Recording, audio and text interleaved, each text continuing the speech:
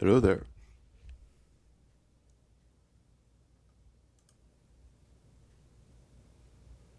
Ta-da!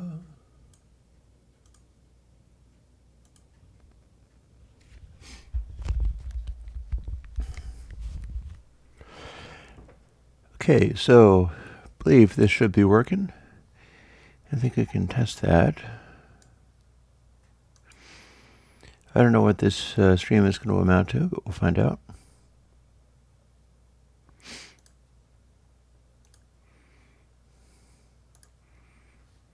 I could be fixing my audio, but the actual microphone is reasonably good. All right, and I'm not going to mic this one. Ta-da!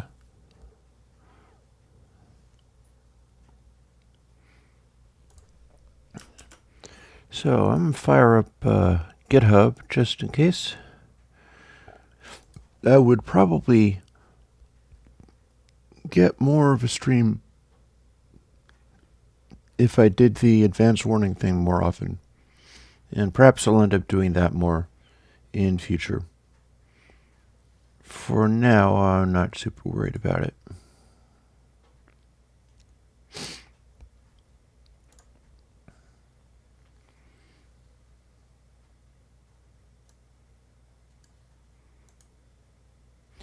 So, yeah.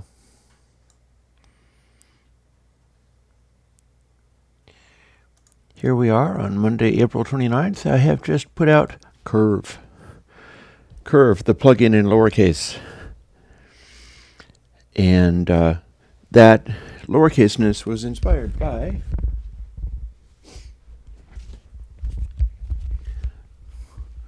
a book that I got from my family's collection. I believe it was my dad's collection.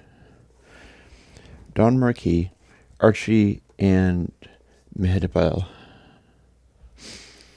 And this is a book about a cockroach who has the soul of a poet, and his friend, Lady Cat.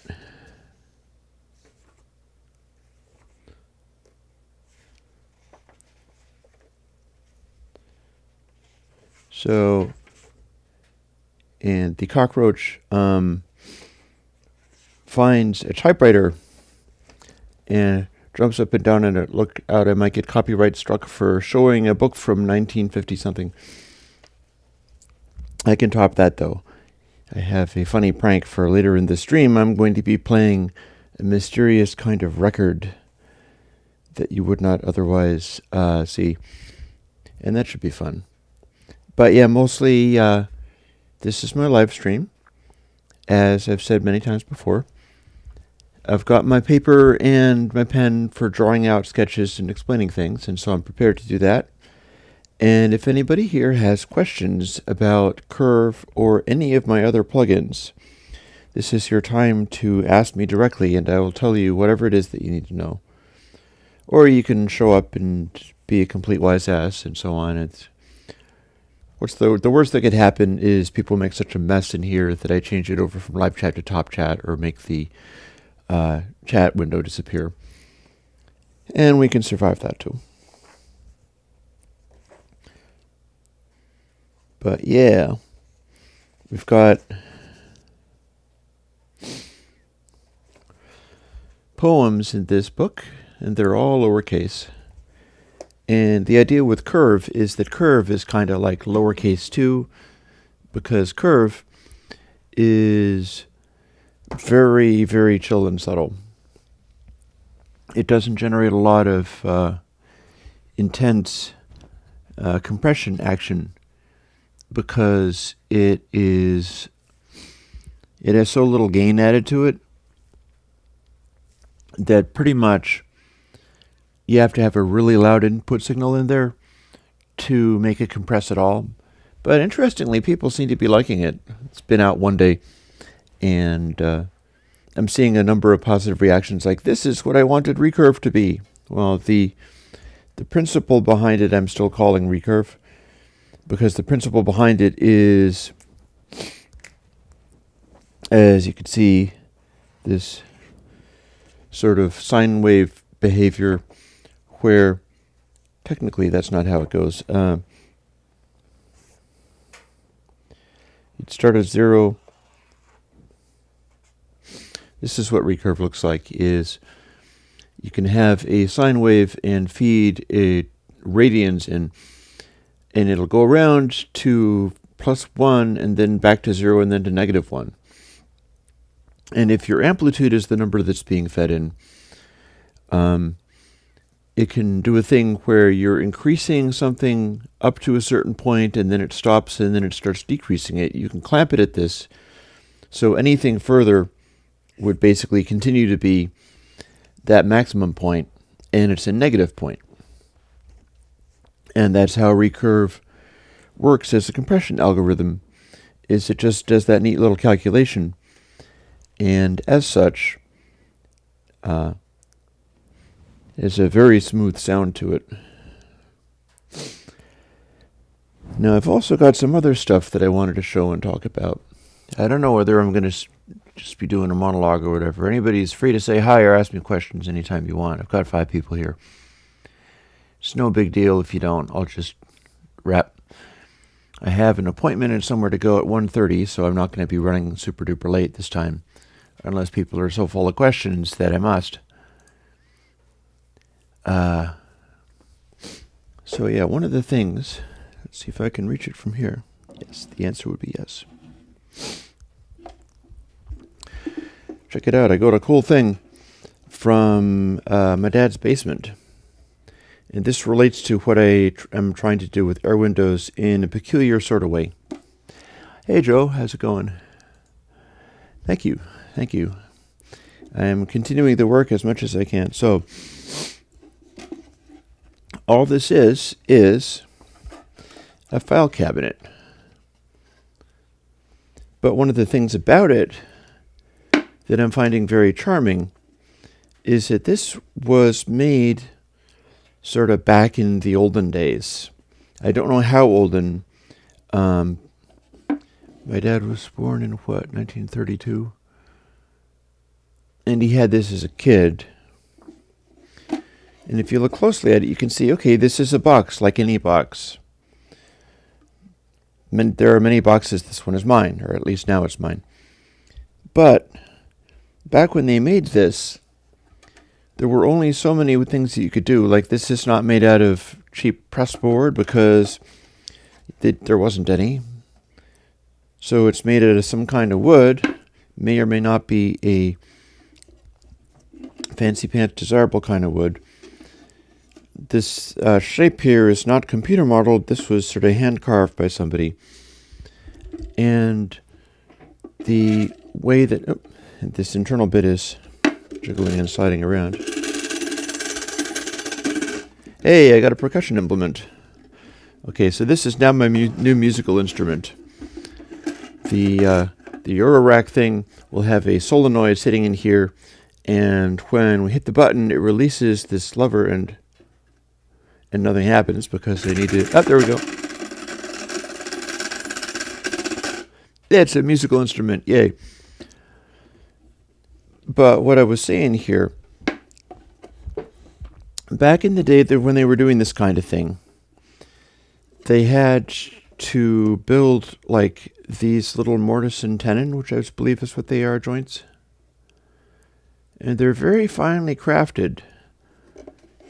But this is all handmade because that's the only way you could do anything in those days. Like these are, and you find that also in old guitars.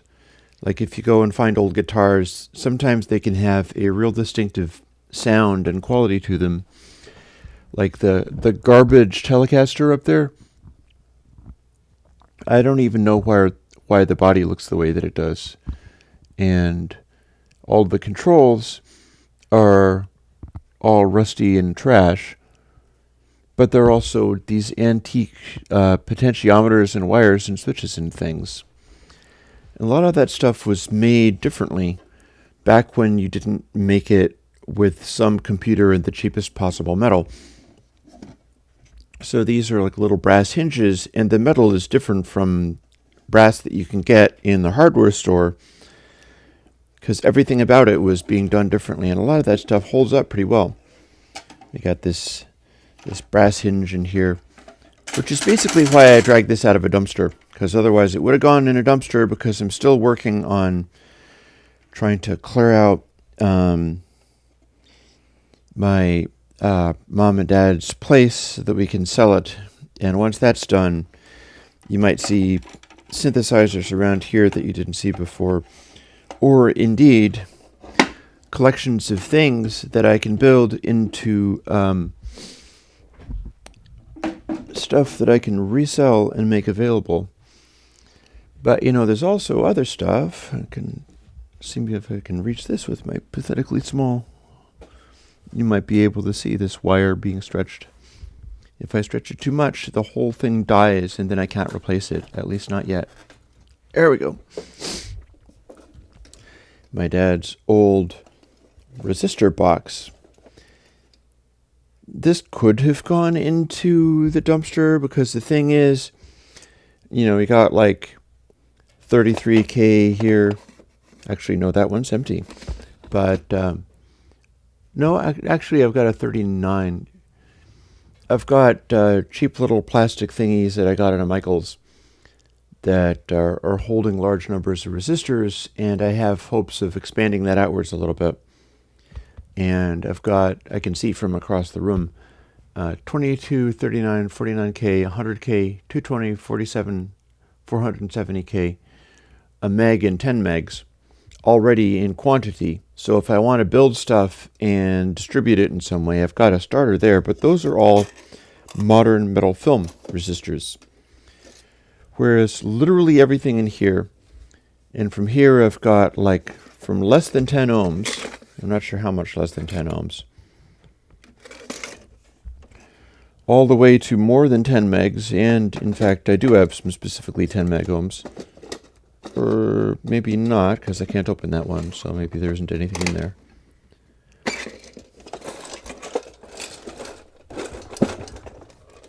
Now let's see if I can open it. There we go. So this is some pretty crazy looking stuff, and it's pretty junky as well, but it seems to be organized well enough, which I guess that would follow, because my dad would be doing that.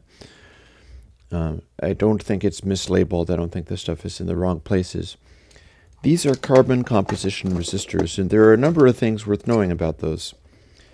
Like I've got all the relevant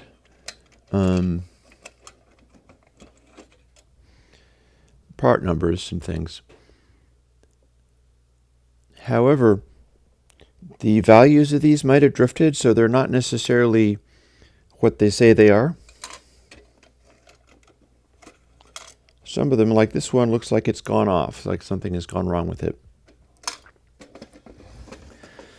And it's worth noting that with audio stuff, sound literally goes through these things, versus modern ones where it is a carefully, oh God, the label is coming off, oh no. I doubt I can put it back either. I'll put it inside the drawer. We'll hope for the best. So probably this box is not going anywhere, but I need to study how these carbon composition resistors work. Like, imagine, for instance, for the people who do researches and try to do stuff in their DAWs to simulate or emulate things. Imagine if I made a carbon composition resistor plugin, where you'd have something like this giant monstrosity, which is some random carbon composition resistor or other, probably fairly high wattage. I'm not sure quite how high, but back in the day, you could get these and run a fairly decent amount of energy through them. Yeah, what would happen if I used the ones that was off is two different possible kinds of things. One, the resistance value could have changed. And I see where you're going there, is because it might be worth it doing a broken carbon composition resistor plugin. Two things could happen. Actually, many things could happen. I'll outline them all. The carbon composition resistor is basically carbon granules. In fact, you could probably use it as a transducer. The reason that it needs to be larger is that it's got all these little bits of carbon that are arranged. I think that it's compressed together. I think that's how that works. And I don't know quite how they manage getting all the different levels of resistance out of them. It's possible that they just do them and then test everything and see what it turned out to be, which is legit. Like, you could do that. You could do that with pieces of magnetic tape, believe it or not. It might be worth doing. It might be a fun thing to do. Get a piece of audio tape. I can draw like this.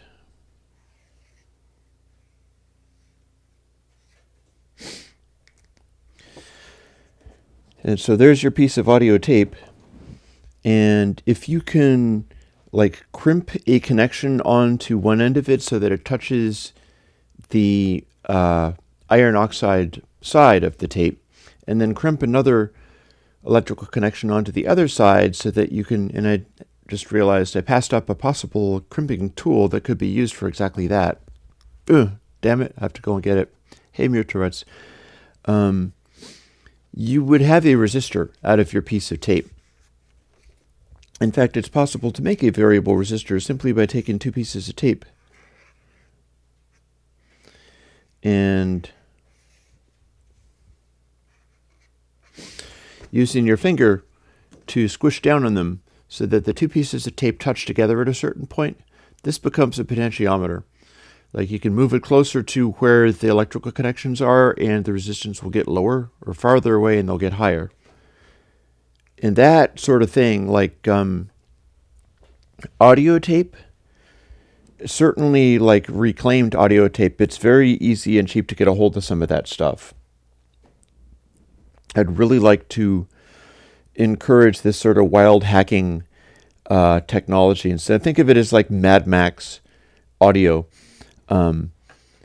But yeah, carbon composition resistor, I believe the way that worked is they just got granules of carbon and material of some kind, squished them together, encapsulated them in probably epoxy, and then it might just be that they would do that first and then measure to see what they got, and assume that, like, okay, it's probably going to stay about the same way that it was because it's carbon, it's baked into epoxy, and so on.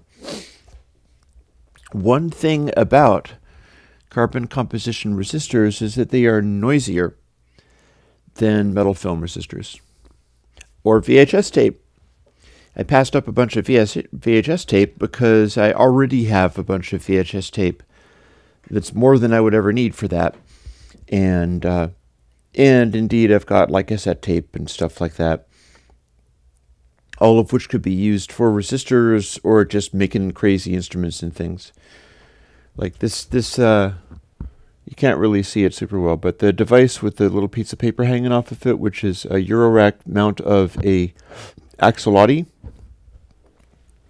Axolotl is a little digital synthesizer, and it would be possible to assemble a bunch of sort of bits of audio tape off of it and control various things about what the axolotl was doing as a signal generator by that.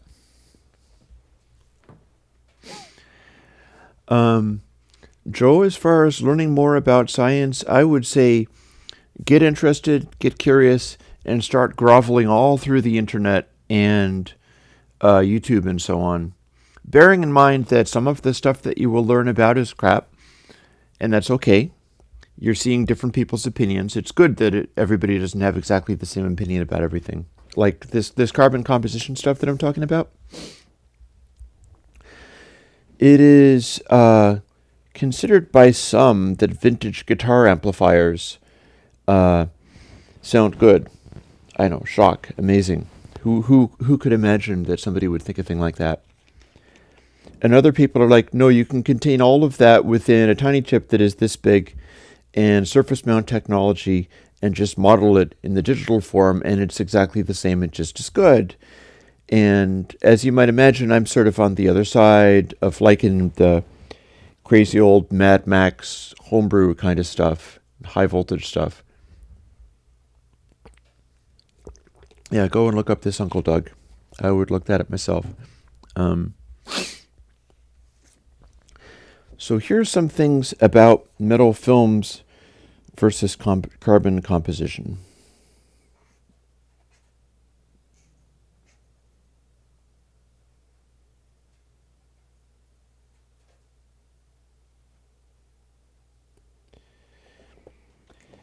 You could make a carbon composition by scrunching together a bunch of carbon into whatever size it is. As you can see with some of these, assuming it doesn't all fall apart, no, another one's falling off. All of the labels are coming apart. I've got all kinds of interesting labels and things, I gotta say.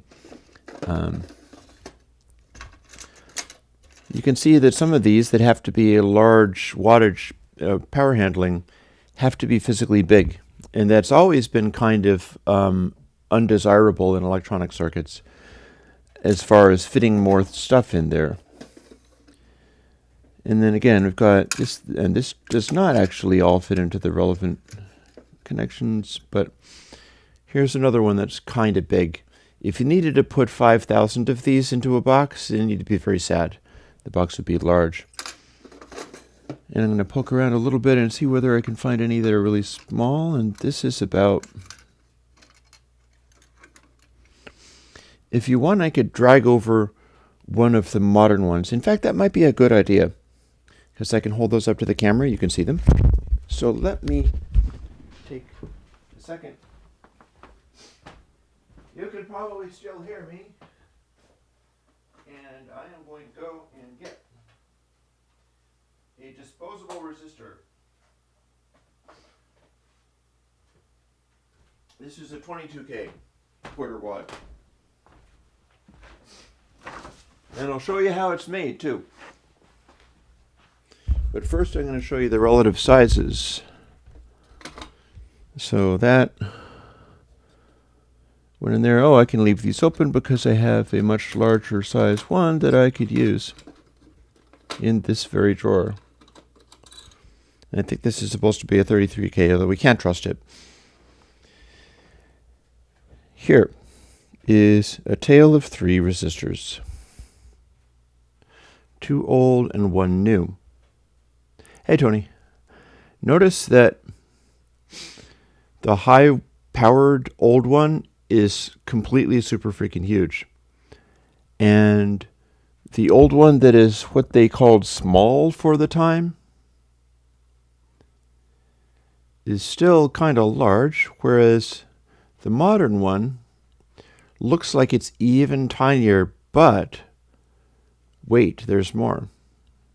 Because I'm going to show you how these metal film ones are generated. I think the carbon composition ones, like I said, were assembled together in some kind of way. They'll handle a certain amount of power, and you're passing energy through the whole body of this thing, which is why it has to be large for higher power ones. It's physically bigger. The wire, as you can see, is significantly bigger. We've got 3 different size wires here. I don't know whether the camera is focusing perfectly. If I wanted to look at my video feed, well, hang on a second.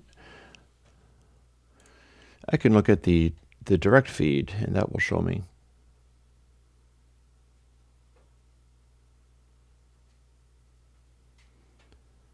Boy, it doesn't want to focus, does it? Let's do this.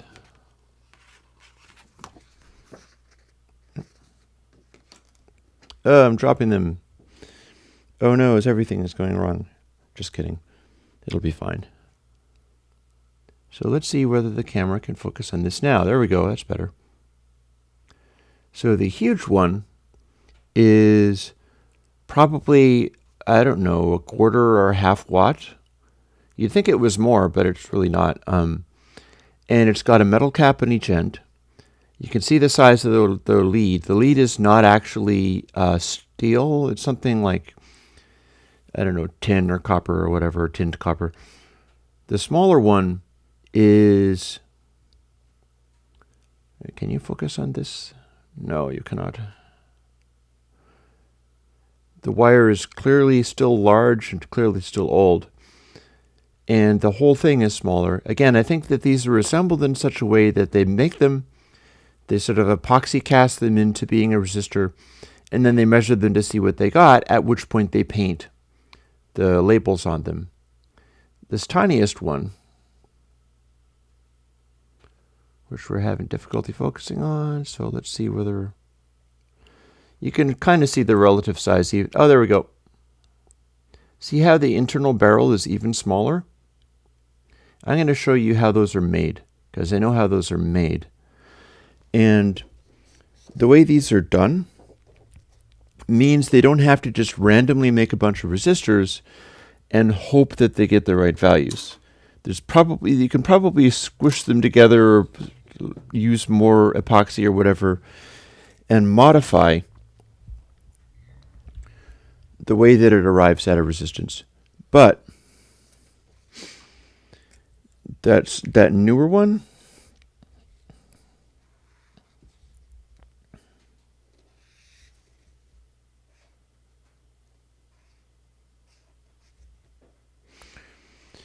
I'm drawing a carbon composition one.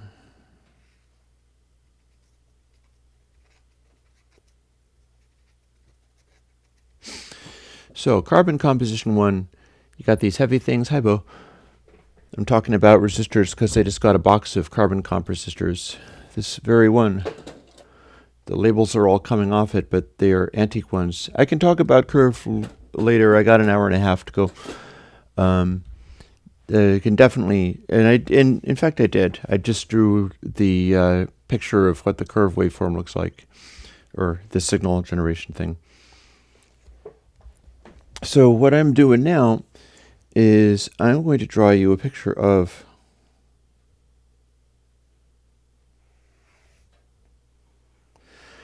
this tinier resistor with, as you can see, a skinnier wire, and the whole thing is smaller, and I gave you a nice close-up on what it actually looks like,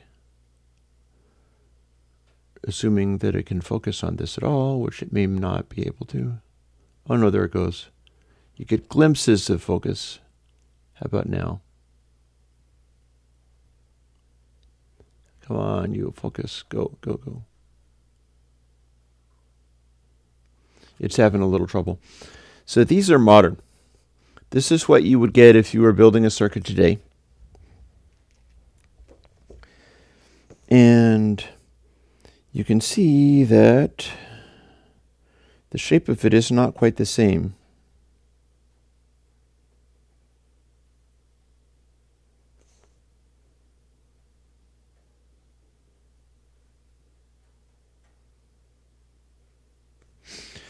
Instead, it looks like this cover with epoxy. It's bulging out a little bit at the edges, and that's plainly visible if you had a good microscope or whatever. And you might think it's a metal film resistor. Therefore, what must be happening is, instead of having this big area of just carbon granules that are kind of randomized, I think that's part of the reason that you get more noise out of those, is you've got all the carbon granules, and it's almost like some sort of telephone handset. And electricity coming through has to work its way through all this stuff, which is why it's a resistor. You might think this is a smaller, tiny miniaturized unit. It's called a metal film resistor.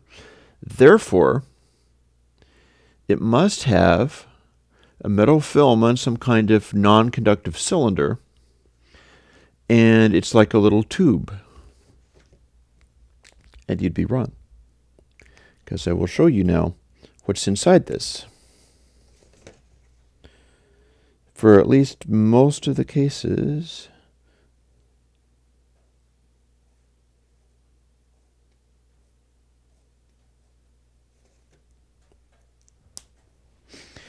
a metal film resistor is built kind of like that.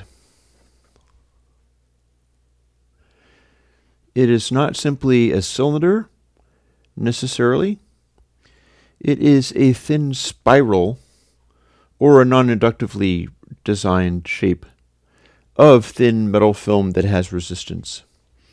And you can get a laser and take one of these things before it puts the coating on it and the stripes.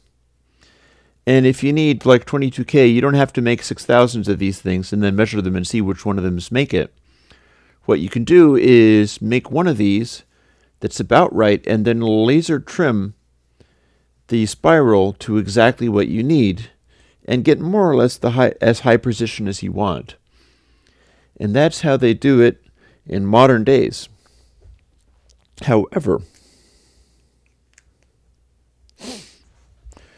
the result is kind of like this.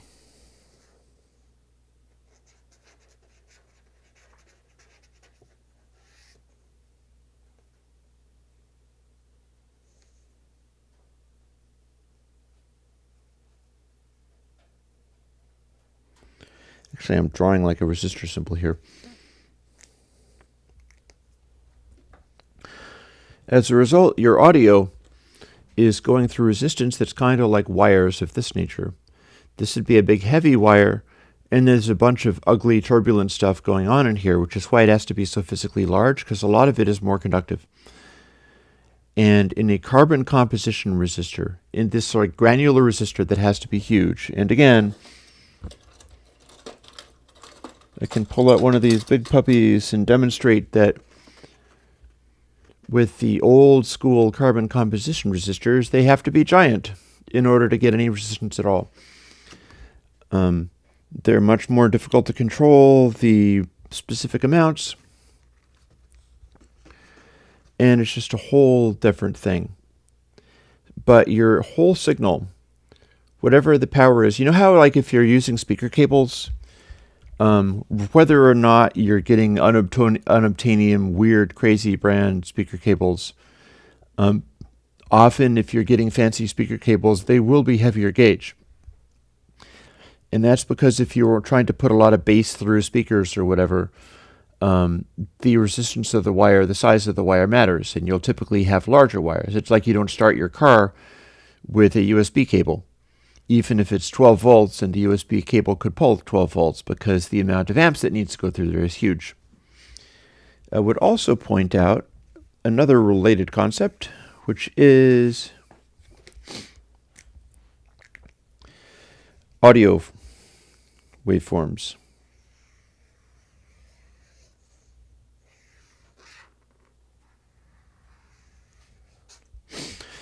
If you have a waveform that swings around like this, I wish I had a cup of coffee. I did have a cup of coffee this morning, as you can probably tell, but I didn't have time to make two, so I'll just be talking a little bit slower. If your waveform is going, up and down like this, what that means is you physically need to move voltage from one place to another.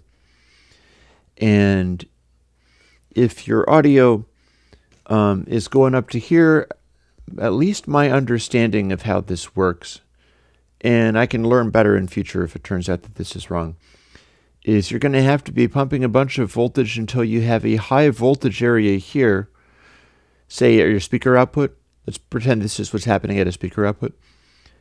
And then it'll diminish until you have a high negative voltage here. If you have a high frequency sound, what's going to happen is you need to take that high frequency sound from 0 to a very high point, perhaps really quickly. And this is where you start getting into the amperage. Like this is how you would be starting your car. Your trickle charger would build up the 12 volts this way, but if you needed to start the car, you needed to pull a bunch of amps very suddenly, and so it has to go from 0 to full and be able to push that many amperes through the wire. And that's why we end up having heavier wires. I draw your attention once again to the difference in design, where the carbon composition is huge, and the inside of it takes up a lot of space because there's a lot of carbon granules in there. If you put a lot of energy through this, it'll heat up. In fact, there's probably places in it that will heat up faster than the rest of it, and I'm sure they try to make the epoxy that it's made out of thermally conductive in some way. Whereas this tiny little thing next to it, which is a modern quarter watt, or I think it could be quarter watt, could be eighth watt, they sort of settled down to a lowest common denominator where it's like, yeah, this will handle voltage, kind of. And it's built like the indication here. It's so small you can barely even see it, but where the signal goes, where the electricity goes, is even smaller. Because it comes in on the wire, and the wire is already thinner than the carbon comp resistor. I mean, this technically, I'm using a higher power resistor, and that's not even comparable. What I should be doing... Oh, look, I found a tiny one. I think we're going to find that it is still larger, but I found a tiny one. And even with this tiny one, the carbon comp is larger, the wire that it's on is larger, and if you get into it, the carbon inside that is a solid clump of sort of scattered around resistive elements. And you could put amperage through that. And this one next to it that is much smaller is built like this.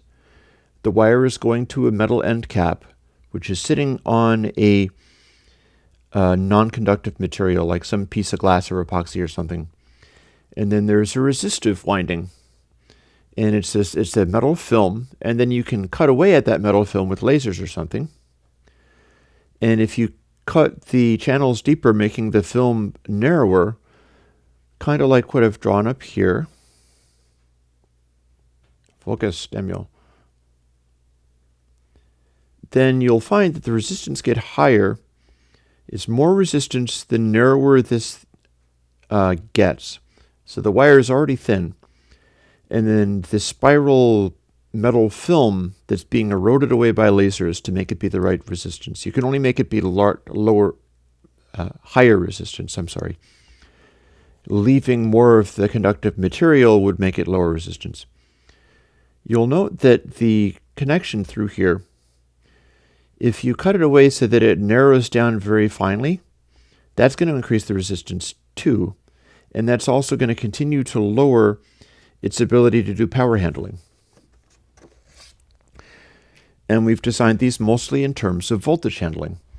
So voltage could be handled by a heavy wire, but voltage can also be handled by a fine, delicate wire. But then when we get into questions of amperage, we wind up needing to push a lot of energy through very quickly. And this is where the fine, delicate wires fall down. You wind up not being able to push energy through quickly. And you'll notice another thing about the sharpness of this is that it's a high frequency event.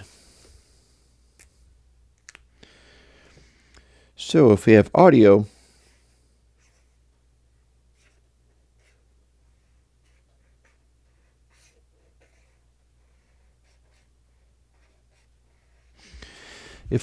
that's just all spiky like this, this is a picture of high frequency stuff. It might be a picture of a hi-hat cymbal being struck. And you've just got these sharp little zaps. It's crudely drawn, but you get the idea. You can see this in your DAW. Open up the DAW, open up some kind of sound and zoom right in, and you'll see stuff like this. And the way to interpret it is big, slow changes are more low frequency. And this little fine stuff is high frequency. When you combine that with the things that we were learning about resistors, what you can see is that these low frequency forms, you can carry that through a resistor as long as you're willing to wait long enough for the charge to get through. But there's going to be a sharp limit to how much energy you can put through these high frequency things. Or indeed, if you have a real sharp square wave, that's so sharp it's angling backwards.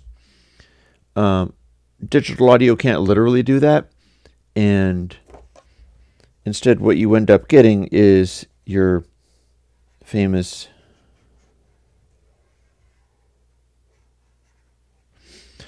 the filtration overshoot, where there's a wiggle on the end of it, because as you remove the frequencies above the Nyquist frequency, that wiggle is what you've got.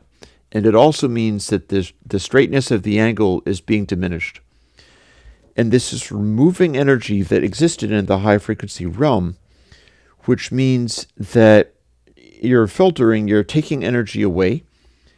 And that's also what happens if you have high frequency audio, like this cymbal stuff, where there's basically a spark of energy, and you're passing it through stuff that can't actually handle it, so these will turn down. They will end up being lower in amplitude. Like this one could end up looking like this one if you either filtered it to a Nyquist frequency to digitally record it, or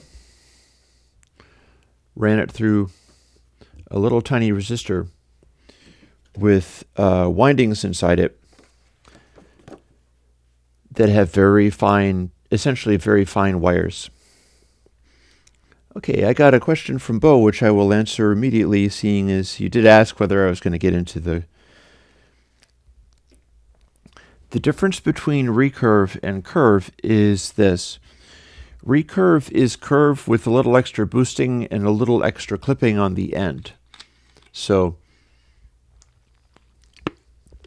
the thing about recurve came out first because it's kind of designed to be a sort of 2-bus booster, and it's designed so that when you turn it on, everything is a little bit louder, all that kind of stuff. That is essentially marketing stuff. That is like, now that I have your attention kind of thing. And I encourage people to remember the significance of that sort of thing. If you're creating your own stuff, you need to always remember how to lead off with something that'll be striking and interesting to people. That said, curve might end up being a bigger success. It might end up making me look a little bit silly, like, why did I do that in the first place? Because curve is the simplest form of this algorithm. It's essentially the same thing, but it has a lower maximum gain. Like, it won't go up to plus 6 dB anymore. It's just always 0 or less. And it also isn't going to clip any volume spikes that get through it, because it's still possible to get volume spikes through it by throwing signals kind of like this, where all of a sudden you have a loud output spike, and it's not inherently a clipper. So recurve would clip this to digital 0. Recurve would stop this from giving you overs. Curve won't. What curve will do is it'll see that and go, okay, this is clearly at the point, if it's beyond clipping, this is clearly at the point that I have to turn down as hard as I can. And it'll do that, and it'll take a measurable time to do it.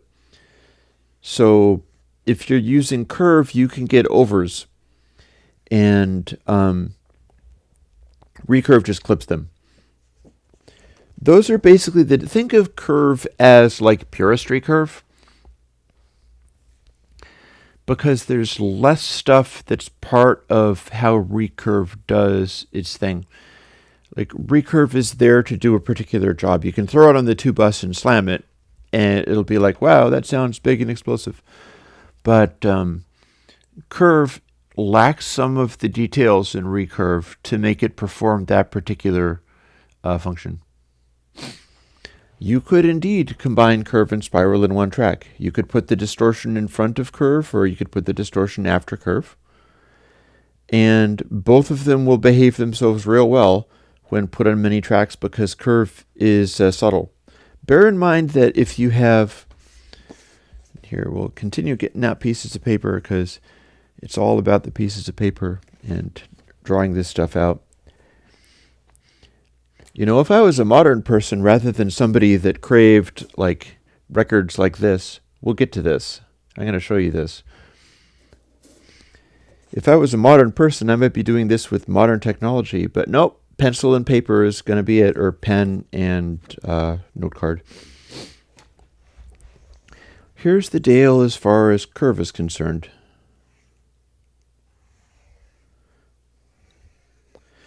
Suppose you have multiple compressions and they're kind of like this.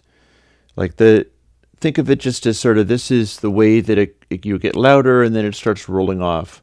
Get louder and then it starts rolling off. It starts making the volume go down. So we've got this sort of gentle compression algorithm. If you have a series of those and you multiply them, if you run them in series, you're going to get something that looks like that. Rather than having the behavior of one of them, where you get louder and then you start turning the gain down, this is full crank, this is 0. If you have the one, it will start slowly doing that. If you're running through one for the track and then one for a submix and then one for the output, even if they're all the same one, they'll start combining and you'll get a higher ratio. And the ratio will be steeper and you'll hear it more clearly because you can hear ratios when they're higher ratios. They start accelerating the rate at which they kick in and it starts becoming obvious. So what's going to happen when you apply curve on many tracks? If you apply curve on many tracks in parallel, they'll just all kind of sit more naturally because you're managing their gain in a subtle way.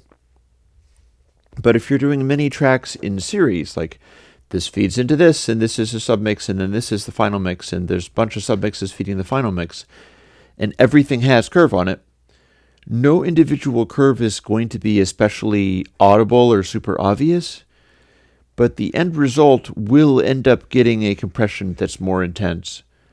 However, curve might be subtle enough to still sound pretty natural even when used in series like that. You can also put them in series on any given track. In fact, I dug into some of my old stuff and I realized that, hey, back when I did Podcast and Podcast Deluxe, it was an early version of this algorithm. And I was running it, the only way you ever heard this algorithm before, curve or recurve, was in Podcast or Podcast Deluxe. And in those, it was running through 5 poles of the effect. Because at the time, it made sense to me to try to do it so that you got a limiter-like behavior. And curve is not suited to a limiter-like behavior, so I was just sort of forcing it to behave that way for no especially good reason. Let's put this tiny carbon composition resistor back. I'm going to be throwing away that box, I'm sure, but not just now. So the release curve is going to be different for pretty much any sound that you produce. And I'll show you why, because I'm looking over to see whether I have spare room in any of these papers. Because what I'm going to need to do is let us imagine this as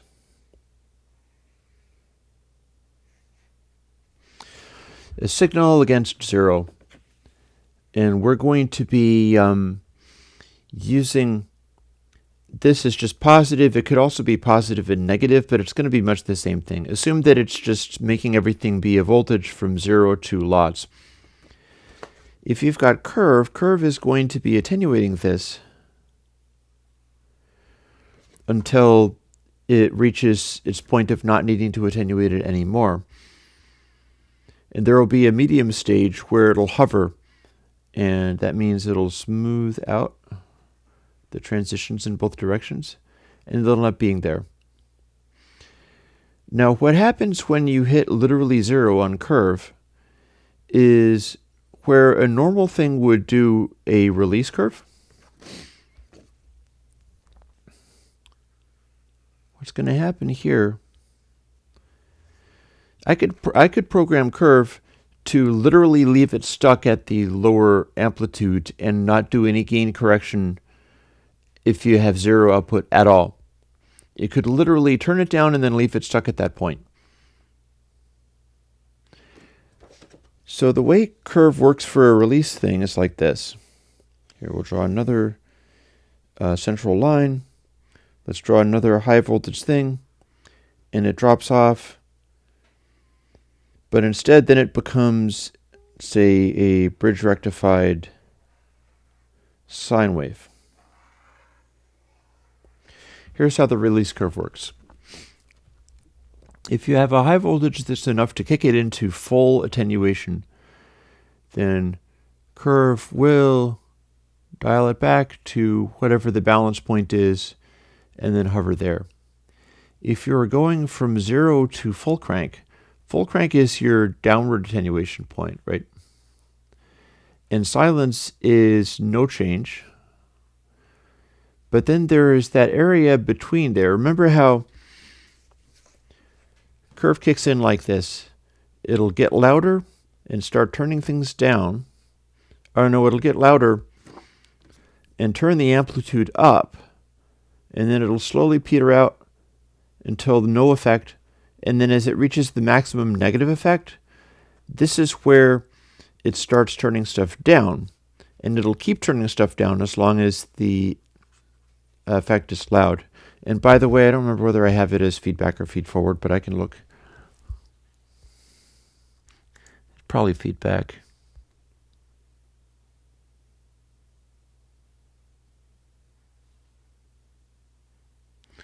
Oh, have we got them output? I think we have them outputized differently. So curve is not showing up in the same place on GitHub because GitHub is listing capitalized stuff first. Let me have a little look. I could do an interleaving recurve like buttercomp. I just didn't happen to do it this time. So that would likely produce an even mellower change. So the entire curve thing fits onto my screen immediately. And curve is a feedback compressor, meaning that it's measuring what's happening after the compression has done its thing. What I'm drawing here is a feed-forward compressor in that it's only looking at this input level, and then this would be the output level. So if you did this, it would just leave that in that place. If it was a feedback compressor, then actually, no, we would see a fairly similar result. But I was getting onto this. So curve turns things down if it's loud, and if it's quiet, it doesn't do anything. We've got this little reaction curve, which is kind of like this.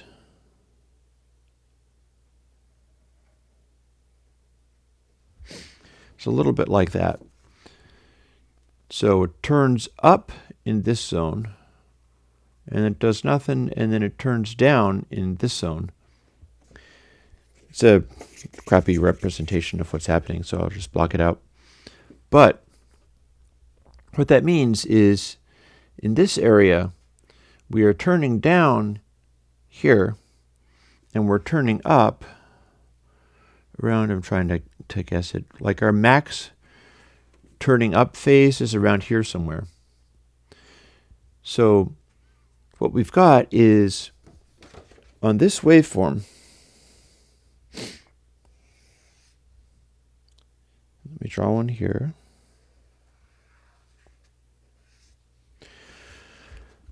In this area, curve is turning up. In this area, curve is turning down. In this area, curve is turning up again, and so on and so forth. In inverse, it's the same thing because it is absolute value. So essentially, what curve is trying to do is sort of square off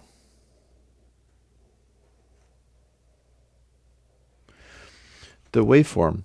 It's like it's trying to make these parts be louder, and then the top of the waveform be quieter, and then these parts be louder again, except for it doesn't really react fast enough to make it into actually a square wave or anything like one. But that's basically the gist of it. So there's no predictable release curve about it, because if you gave it,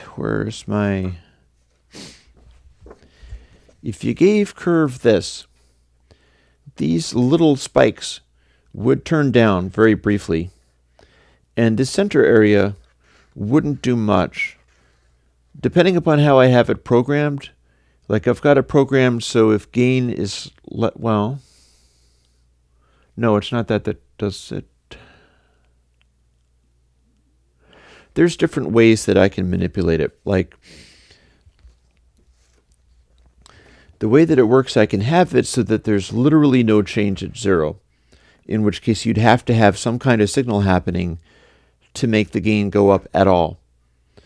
Also, there's an interesting side effect with this that I ran into that you got to watch out for.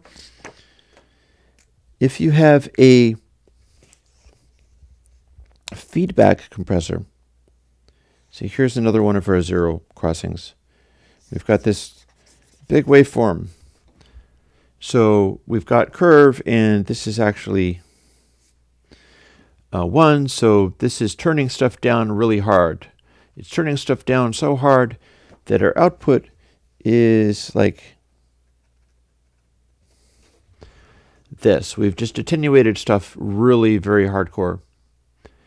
If we're able to turn it down so hard that the level is only like this, and it is a feedback compressor, the input that it's looking to work on is what's been done after the gain was hit. Like, that's what feedback is like, is you got this going on, so first let's apply what the stored up gain change is, and then let's reevaluate it to see whether we need to keep making it quieter or not. So if it doesn't react really fast, initially, with this really big loud thing, what'll happen is it will go kind of like, okay, here's how loud it is now. And we've just gained it down a little bit, and it's still louder than it needs to be. So the next sample along, the next moment along, it's like, okay, feedback compressor. We've turned it down some already, and it's still too loud. Let's turn it down more. And you keep going after it until the gain level is such that it's at equilibrium. It's not getting turned up or down. And of course, if we make it go, let's sort of look at the black area. If we've turned it down so that it's not near clipping, and it's still covering this area, it's sitting around in the make it louder area. And so that at that point, feedback says, let's turn it back up again until it is at unity gain. The trouble with, especially the way curve does this, is the similarity between curve and spiral is that curve is manipulating its speed. So you can turn stuff up with this side of the lobe and turn stuff down with this side of the lobe, but if it is also multiplied by how loud your input was, you'll wind up with something where you're turning it up by this much and turning it down by this much, because that's the loudest that you can get, whereas this quieter stuff is being also multiplied by the input sample coming in. It's being multiplied by the loudness of what's creating the effect. If that's a tiny value, then the effect that is produced is tiny as well. So that makes the release slower. This makes the attack faster, and then having the spiral-like thing so that the speed of the recovery is slowed down by how loud the input sample is, it makes the release slower. And this is desirable in many ways, but there's a catch. Oh, I can believe that you have to cut the grass because I have to do that kind of thing too soon enough. It's Bo's fault. Here's your problem. Suppose you're doing this curve algorithm and it's using the spiral thing, it's multiplying it by the amount, so the recovery is already slow. And then you've over-compressed so that this loud bit just crushed everything down, and now all of the effects that we're having are tiny. This is already very close to having no effect at all. If it's literally at 0, it shouldn't be amplifying the gain at all. And if everything is just hovering at these very faint, quiet amounts, and then we're also multiplying it by how quiet it is, what we get is a compressor where the attack is fine, and then it stomps things down into silence and can never recover. So it'll end up doing a thing where if you have it set up that way. And this will happen with Curve to some extent, where it will squish stuff down to be quiet and then not bounce back faster. So that's another thing that has to do with the release factor of Curve, is that Curve can have a release that is unusually slow if you don't have signal going through it, or if the signal that you have going through it is very quiet. You have to have a certain amount of gain in order to make it bounce back. Otherwise, it won't do that. I'm not sure how Fletcher-Munson Curve would balance out headroom in a compressor, but you could make a compressor that was listening more to Fletcher-Munson frequencies. Essentially what you would do there, and Curve is certainly a possible piece of code that you can use for doing stuff like that with, because it's a piece of code where if you're feeding it a trigger, like you're feeding Curve this energy, and it's doing this thing where it's cutting it back or amplifying it or whatever, you can feed that a filtered version of the audio, and that might be it. Like, you don't have to feed a compressor the full range. You can feed a compressor smaller amounts, and that'd be fine. Or you can use the triggering to control something else, like, say, having the factor, the gain level that's controlled by Curve, control the slew rate on something, for instance.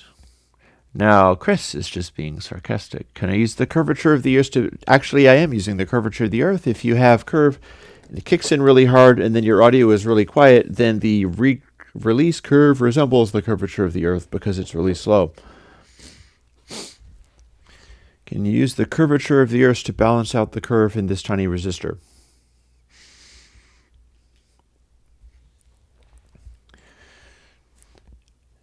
So yeah, I'm looking over some of the other stuff. I answered is the recurve versus curve different?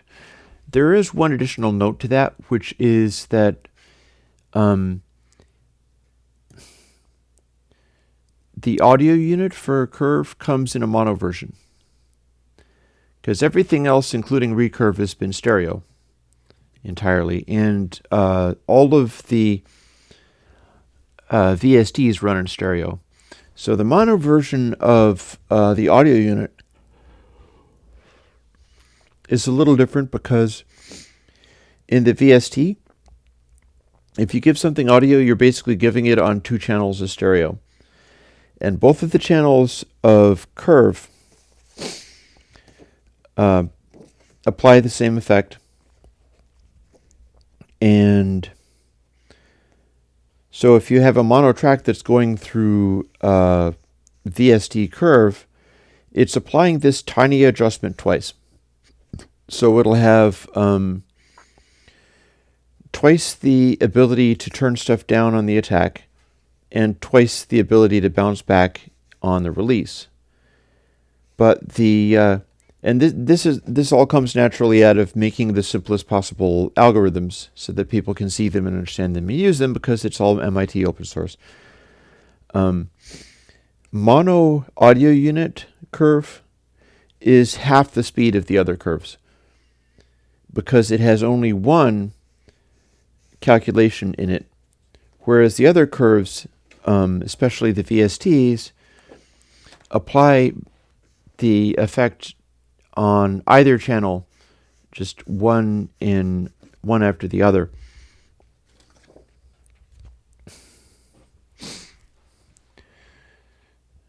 I think my head is still trying to work on the Fletcher-Munson ratio compressor. I'm not quite sure what you'd want to do necessarily. Maybe you'd want to compress other than at the... Because, that's the obvious thing, isn't it? To do a filter where, here's your frequency rate, and Fletcher-Munson, your filter is letting through mid-ranges, and you're triggering the compressor off of these mid-ranges so that it... Nice Nice. Minecraft totally is bit crushed earth. You know, if any of you actually like Minecraft, we could end up spending some time doing that too. Not on these actual streams, but I could do other ones. I'll need to get a certain amount of technological advancement to be able to do that properly, but it could happen in future. Anyways, typically if you're doing something like, say, de-essing, this is a high frequency sound. And what they're doing is basically running a compressor and having maybe a fairly narrow bandwidth filter. And it'll be like around 15K or something like that. And you've got this narrow bandwidth trigger that's affecting the entire sound. But the compression is only kicking in over that. But I don't see why you couldn't also do the inverse, which would be kind of like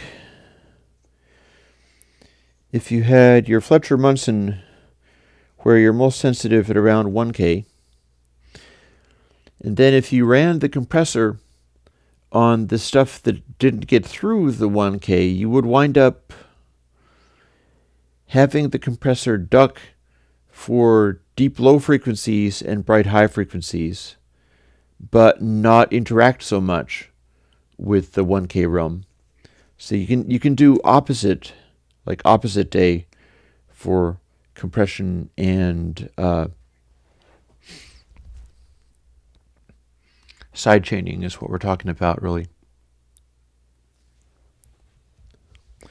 Yeah, well, this would do that. In fact, that's one of the directions that Curve is going to go in. Is I need to start fooling around with what I can do in terms of filtering stuff, because I can do very simple filters as well. And you'd literally have that, like say you got a low pass filter. So this is loud, and then this is not.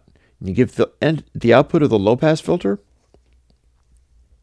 to a curve trigger. What you'll get is if the low pass filter is letting through a lot of loud bassy notes, then it'll turn, and I'm not sure whether we're also filtering the individual channels. Like if supposing we have the high pass section coming through here, and then we're independently compressing each of them, it's going to operate in some characteristic ways, and then you'll just be summing them in the end. You'll be adding them, combining them. Technically, you could even use the console 5 algorithm to first split apart these things and then sidechain, compress each of them individually, and then use console decode to put them back together again. It'd be purest console doing that. And indeed, drum channels can use de-essers, which does not necessarily mean that you want to use a de-esser to tame the cymbals, but what it'll do is a de-esser is listening for your high frequency information. You dial it in. But bear in mind that a de-esser also reacts kind of slowly. Like, S's look kind of like this, only much faster. In fact, I'll throw some little vertical lines in there to correctly imply what it is like, because high frequencies, you get those little vertical lines in the waveform. So this would be how an S works, and this is how de-essers typically work, is it'll start out quiet, and then we don't really have a physical way with our voices to make S's start incredibly suddenly. This is you're generating this high frequency stuff by pushing air through a narrow slot in your mouth.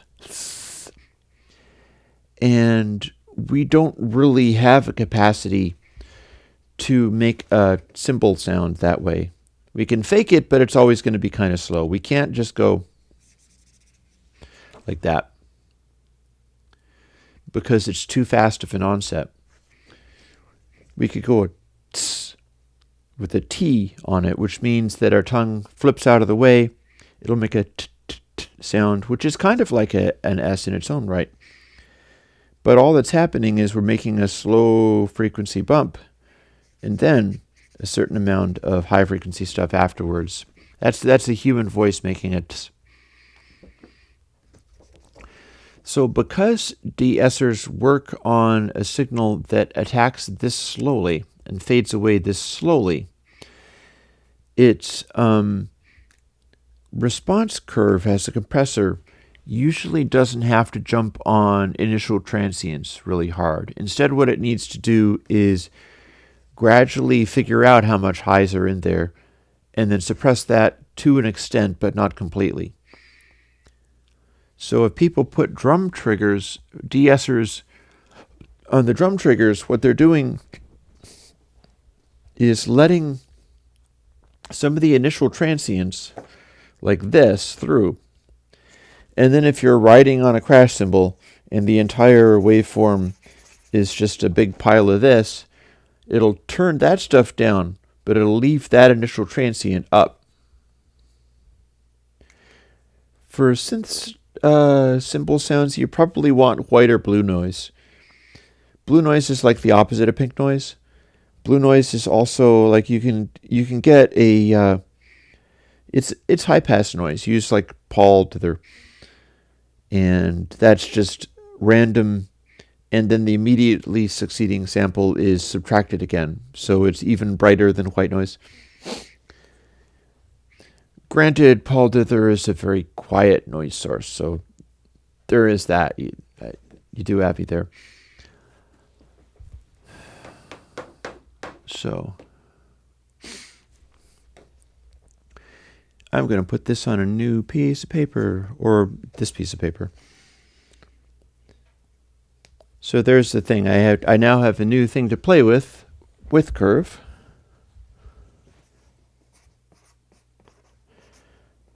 And I'll write it down.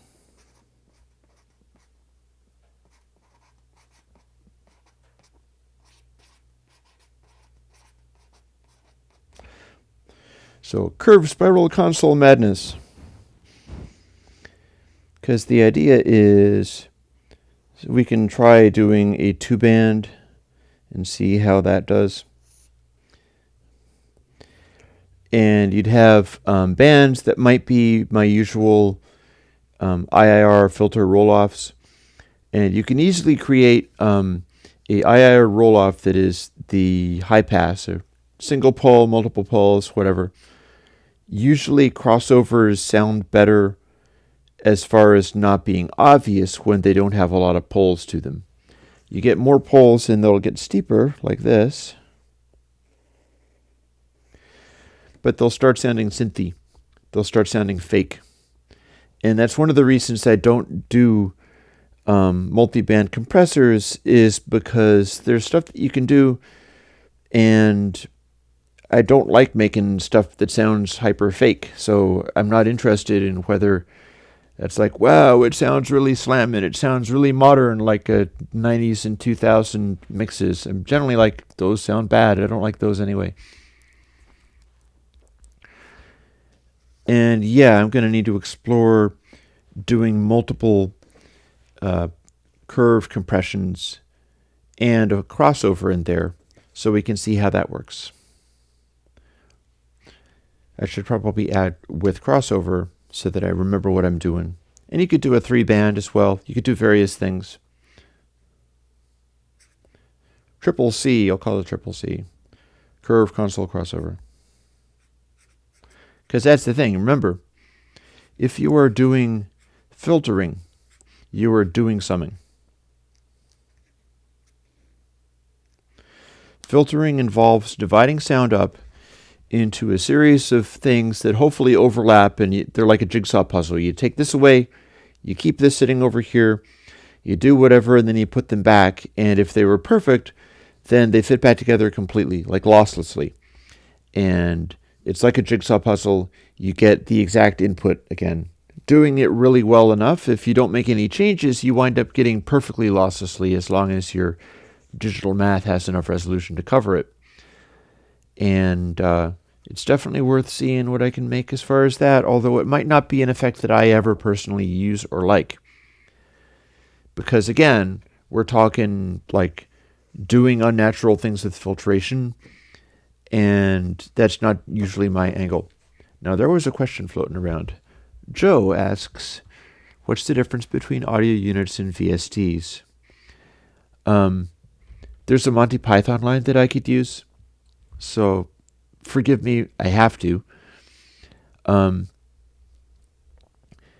Because I will answer your question, but what's the difference between audio units and VSTs? They're spelt differently. What the difference is, they are they're ways of manipulating sample buffers. Like, here's how that kind of works. Like, suppose you have this box.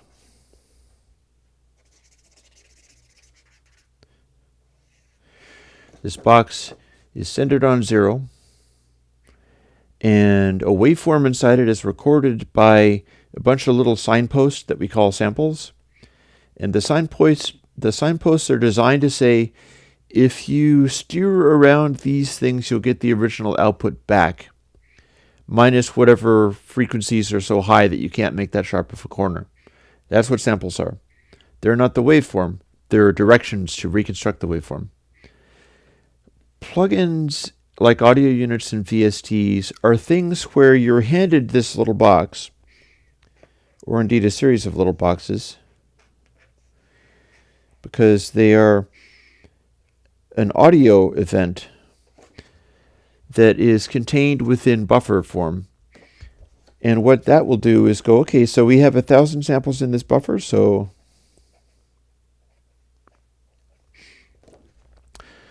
a audio unit or a VST will start with a sample that's the first one that it was handed in the buffer, and it'll go through like 1, 2, 3, 4, 5, 6, 7, 8, 9, 10, and so on, to the end of the buffer, and then switch over and go and do some other track. It's kind of like sample rate, but you could have different buffer sizes at different sample rates, and it's not quite the same.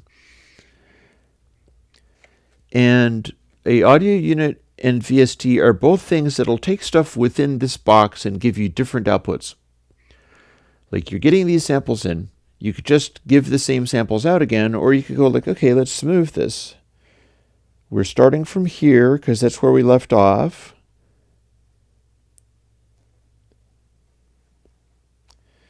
And then our output will be, we started from here because we saved this information from the last time we did one of these. And where are we going? We're going to smooth it off. We're going to go down here and up there and then so on. And the output, rather than being the input signposts, is a whole new set. And it replaces what was there. So, in so doing, you're talking to the program that you're running. And your program is giving you these little boxes and saying, okay, please do the stuff in this buffer for this channel. Go and do this, and then I'll get back to you. And what'll happen is your DAW, your digital audio workstation, is going to do a whole stack of buffers. And I'll tell you why it does that too.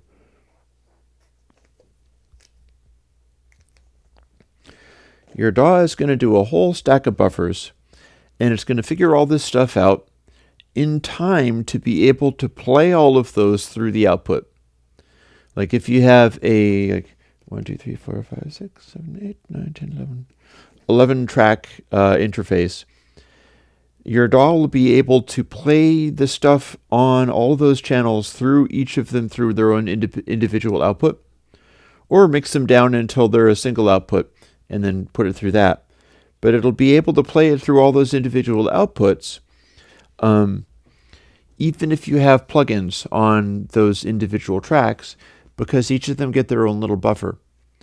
And it'll figure it out, like it'll go one at a time from each plugin, from the first to the last, and go, okay, let's do the buffer for this plugin. Now we have this shape of a waveform. We'll hand that to the next one and go, okay, next is this plugin, and this one does this, and it'll do the buffer and so on.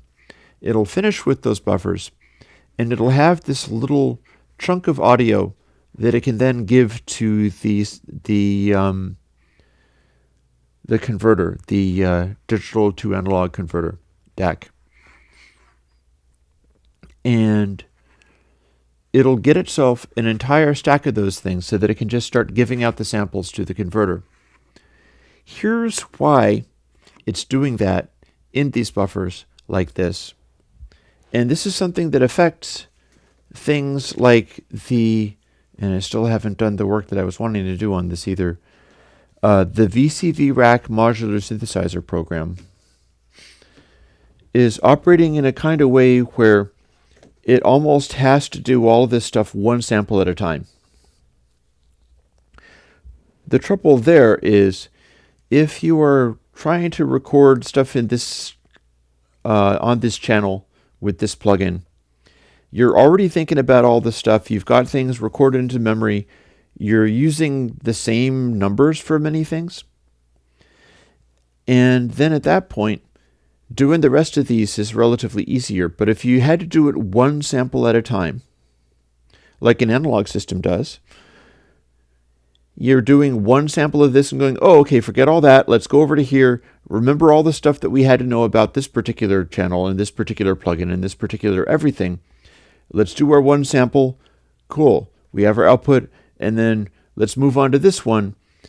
And this is what happens to buffer sizes, latency, and the ability to run high track counts on your DAW. This is why that happens. Is if you're using, say, 1024 samples, it gets to do that much in each individual buffer before moving on to the next thing. Computers are really fast, but there's limits.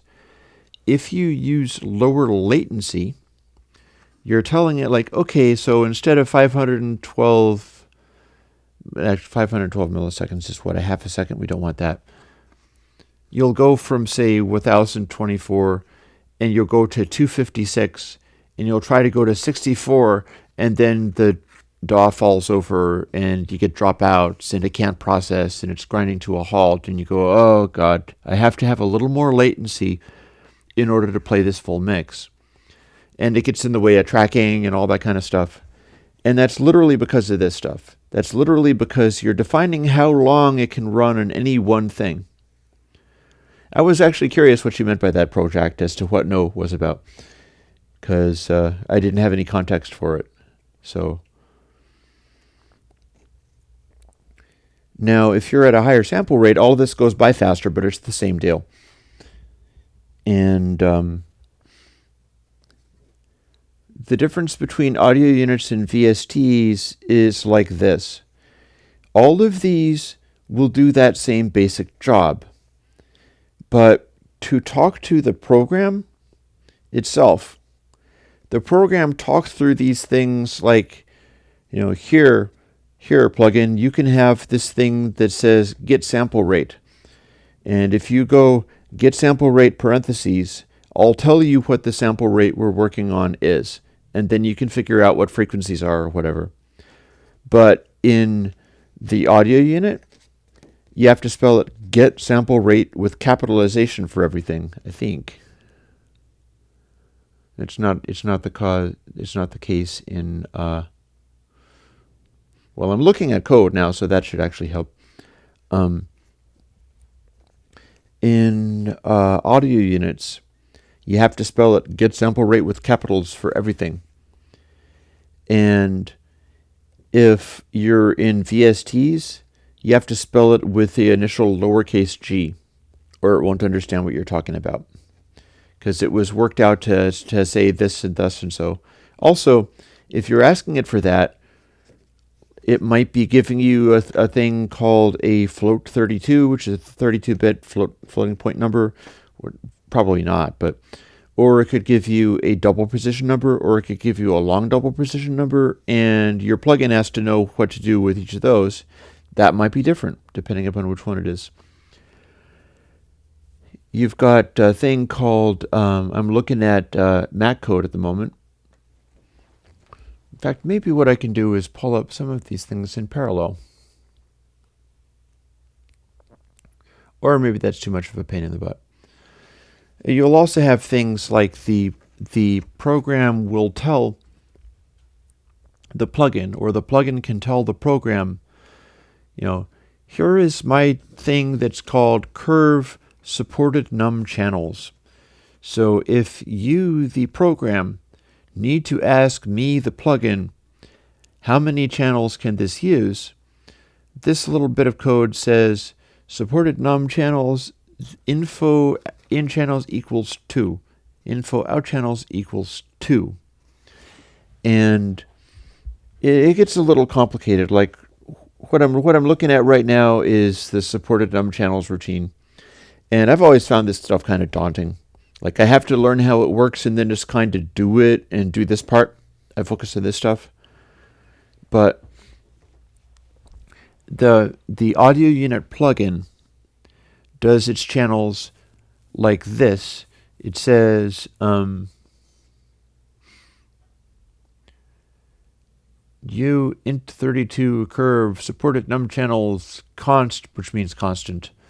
AU channel info asterisk out info, which is ways of passing around information inside a program. It's like saying, like, okay, here I give you this. Hey Bernard, I got another half an hour going. I'm explaining how plugins work, and that's very difficult. You as a program can tell a plugin, like, here's this bit of information. If you interpret this as a location in memory, you can go to that location in memory and find a thing where you could tell it, this is the number of input channels, this is the number of output channels. You do it by saying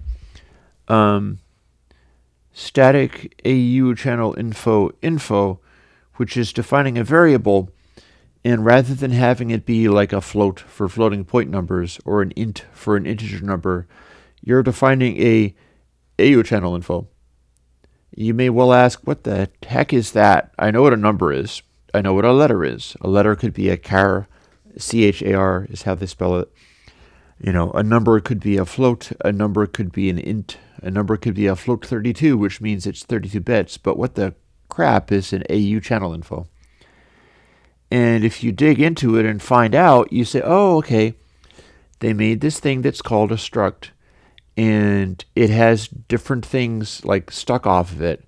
Like an AU channel info is a box. Like this is a box, and I'll show you this in a moment. It's pretty cool.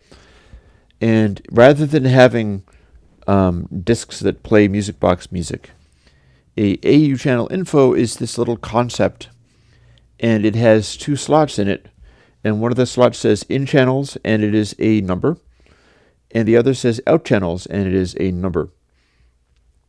So what you do is you say, here, make a variable called info, and it is a AU channel info.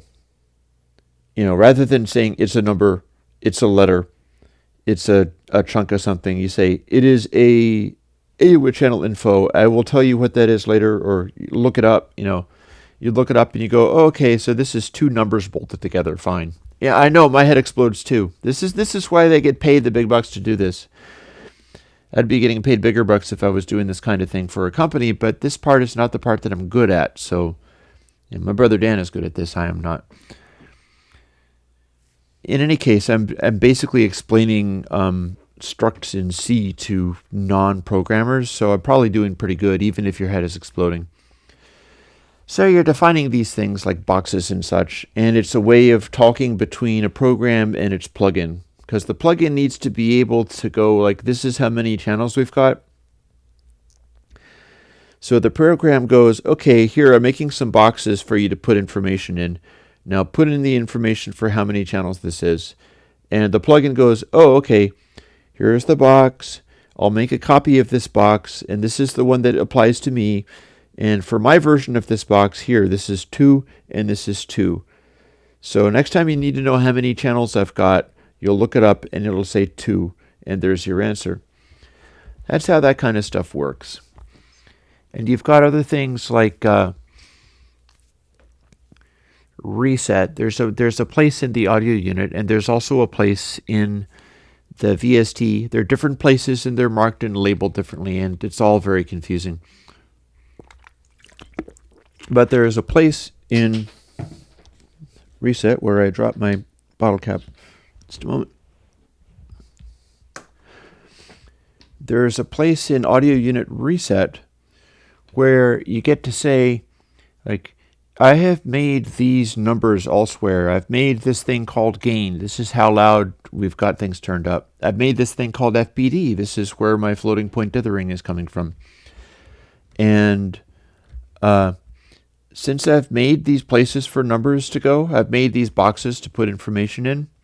Reset is the place where I say, we've just started this plugin up. What do we do when we've just started?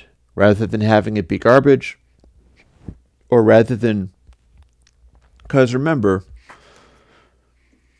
I was talking at some length about how it runs in these little boxes. You start at the beginning of the box and go like, okay, go through to the end, and then move on to the next thing that we have to do. And the numbers I'm talking about, the boxes of variables is what we call them, that get stored.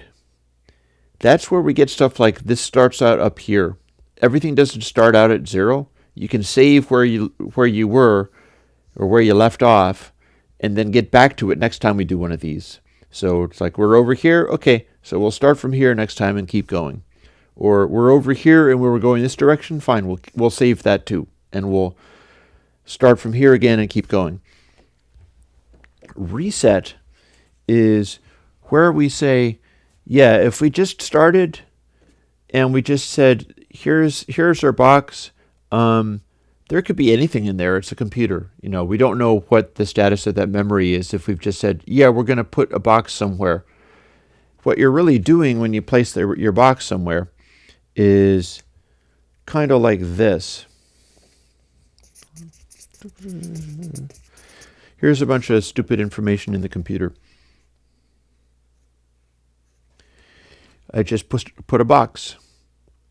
And we're going to use information from here.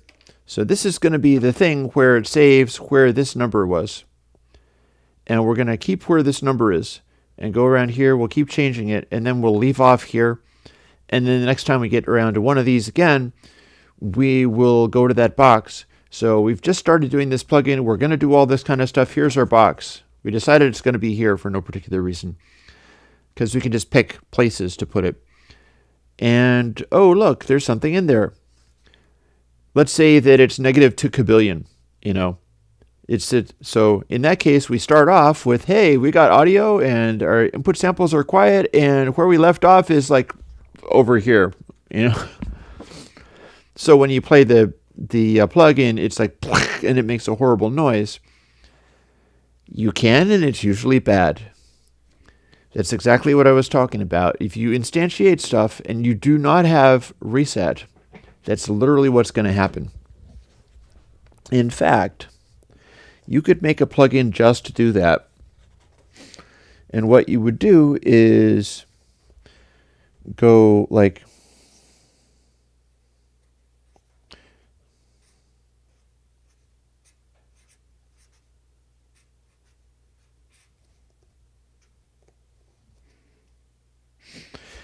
say, when you're setting up the plugin, you go like, okay, here's this. Or better still,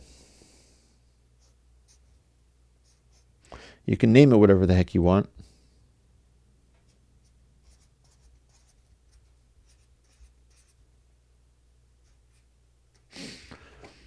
We'll call it X. And we'll go, okay, here's 1,000,000. And then what you need to do next is go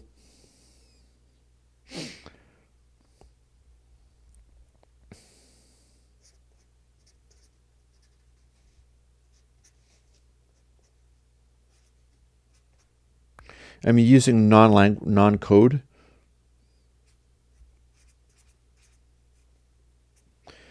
This is not really code, but this is human language for it, so maybe you'll be able to understand it.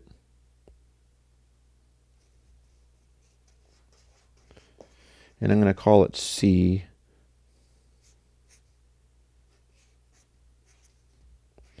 See, if you understand this, you have the bare beginnings of there are some differences with AOs and VSTs, but they are very much the same kind of thing.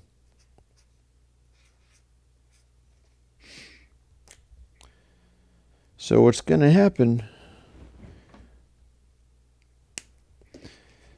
say we're going, we'll leave this off. Here's how you use a buffer for samples. Let's just say this is like a float or whatever. This is whatever your sample value is. So there's a place where you could say, yeah, float x 1000. You're defining things, basically. It's kind of like, I keep on looking around. I guess I can just go to the relevant place.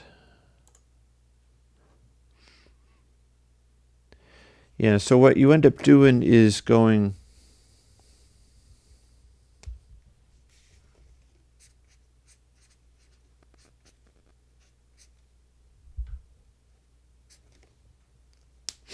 you go to this place, and it's a place where you can say things like float x, semicolon. Semicolon is the punctuation that says, yeah, I'm done with this thing, now let's go and talk about something else.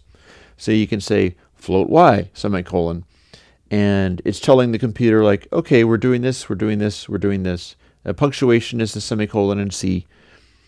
And you're telling it what kind of thing lives there. And you're giving a name of a thing. You're defining one of these little boxes, like float x, semicolon, does this. It puts a little box in wherever the information of memory was, whatever is in there. It's going like, okay, we're going to put something there, but without doing anything about it, you do have just what the stuff that happened to be in memory. And that could be anything. We don't necessarily like zero out memory once we're done using it. We just stop. And we say, okay, we're not talking to that memory anymore. You can have it back. But we don't go and change it. We don't go and blank it. It's like if you were erasing a disk and you go like, okay, erase this disk. And it goes, okay, there you go. And what that meant was like, we're now allowed to put data on here. If you do a secure erase of the disk, where it's like, okay, let's securely erase it, that's when it starts writing zeros to it, or writing zeros to it many times.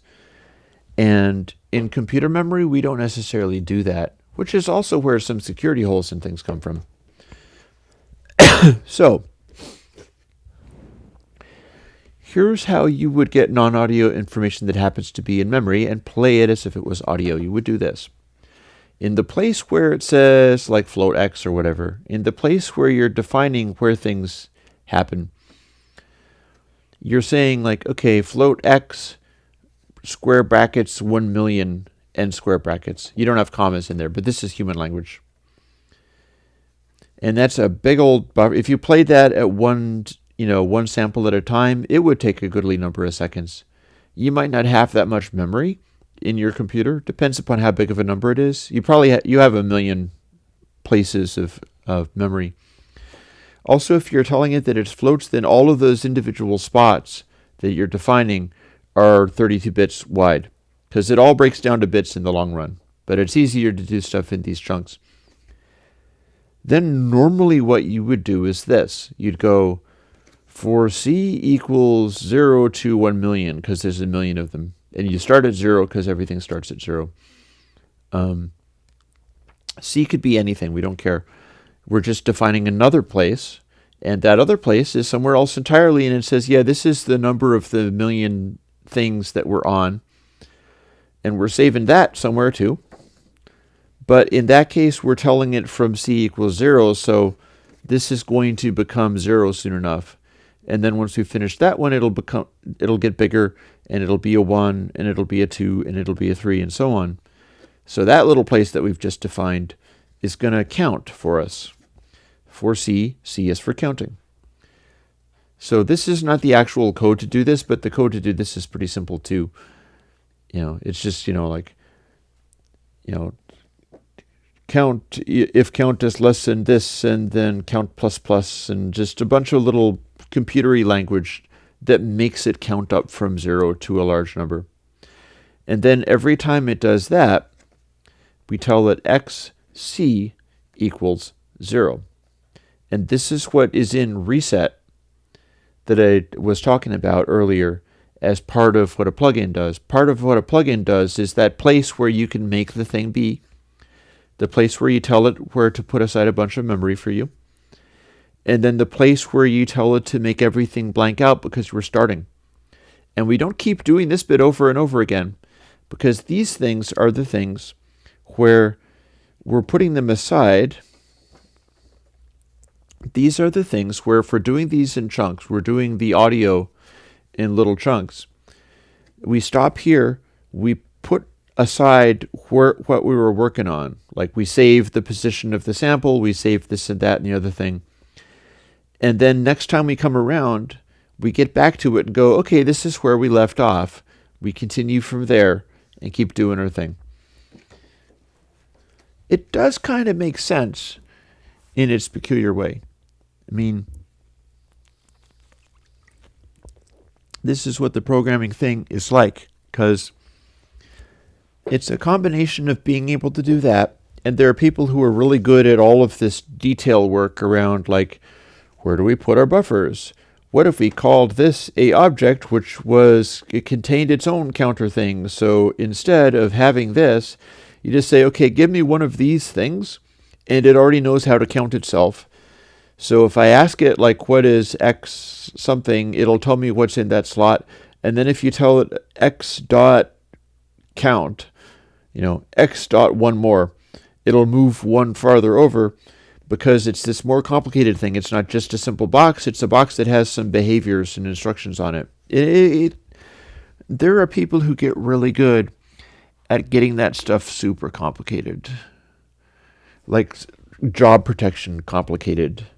Like to some extent they might be doing stuff because it's easier for them to think about, or just because it's harder for the boss to follow, and therefore they become needed because it's not quite simple enough that any old schmo can understand it. But it's a whole sliding scale. Because you see, if you don't do the fancy stuff where it's like, I'm going to make a special object that knows how to count for itself and also contains these things, and then you call its various behaviors. You say, like, here, object, give me your thing in position 512. And it goes, okay, here's the thing, 512. And then you go, okay, object, blank yourself out so you're nothing but zeros. And the object goes, okay, I'm zeros. It'll take a little longer for it to do the latter, but, or you tell the object, hey, object, you are 502 samples long. And it goes, okay, I'm 502 samples long. You have to program all that stuff in. But if you just have like, okay, that's too complicated. I just want a number. Give me just float x. Okay, so that's going to be my number. And we'll do it that way. What you end up with this situation where it's like, okay, you defined a number, but you're still going to have to say what it starts as, or it'll be some weird random thing that could be like in floating point audio. If you just take random data, it's all going to be really loud noise. Randomly assigned data could be really weird stuff. It doesn't even necessarily have to be legal sample values. Like if you take random data and try to interpret it as sample values, some of those sample values are going to be infinity. Some of the sample values are going to be negative infinity. It's going to be weird stuff. In some cases, it'll break the DAW. It'll be like, the DAW will be like fup, and then it won't work anymore until you reboot it. Because this is what you get when you get things too simple, and you're running on basically just everything is an X or everything is whatever. Very simple boxes. No, I have not looked into JSFX Reaper's own plugin language. I may possibly, and I may not. Like, I'm more likely to solder together stuff out of resistors than I am to do that.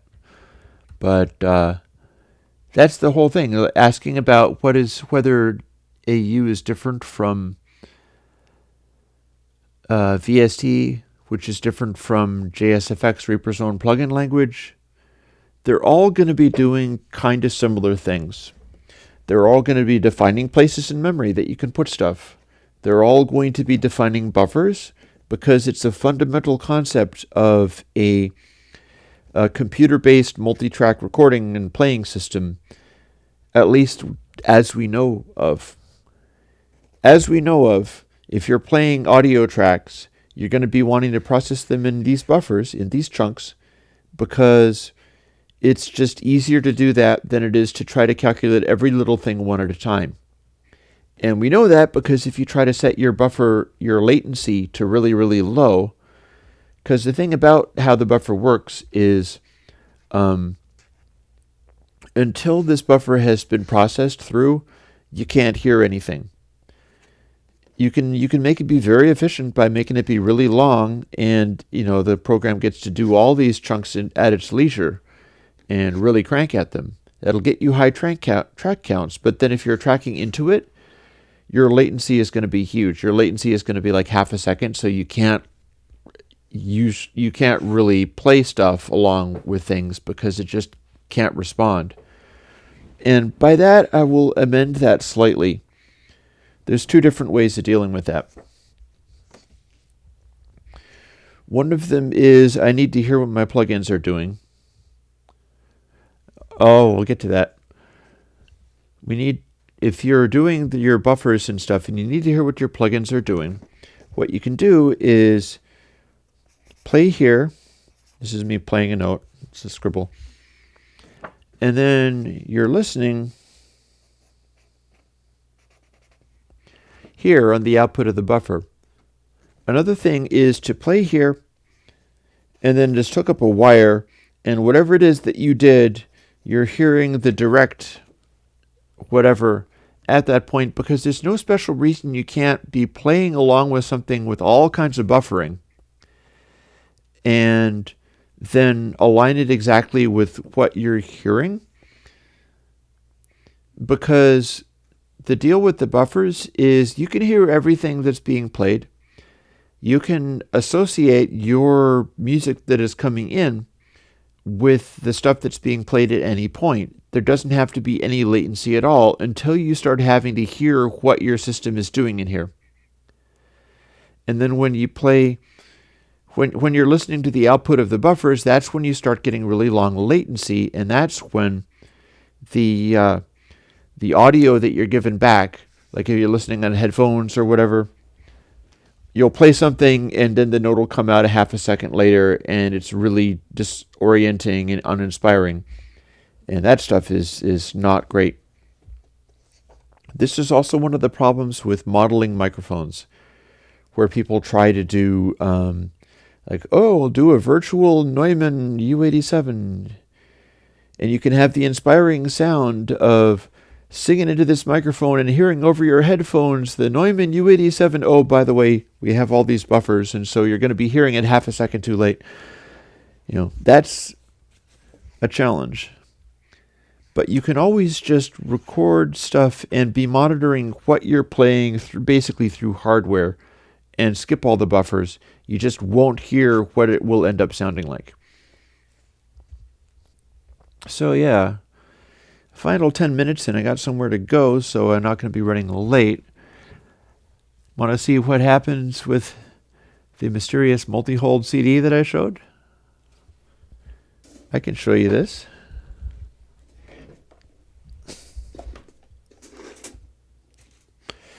This lid is supposed to have hinges and it doesn't, but that's okay.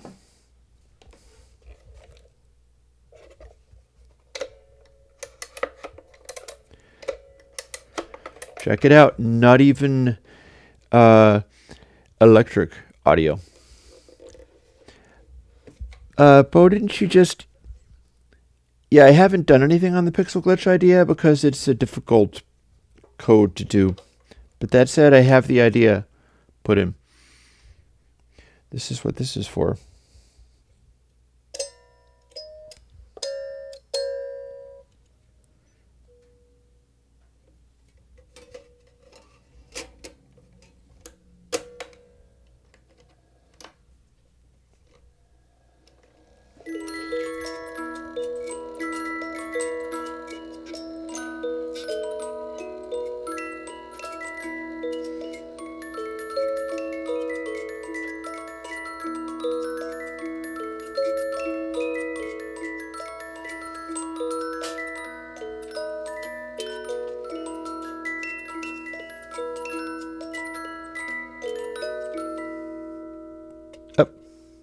Oh no, it crashed.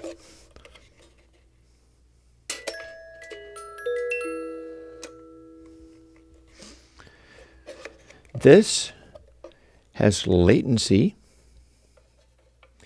jitter, and obviously it can crash, as you saw. It has all of these in the physical realm. Here's how that works.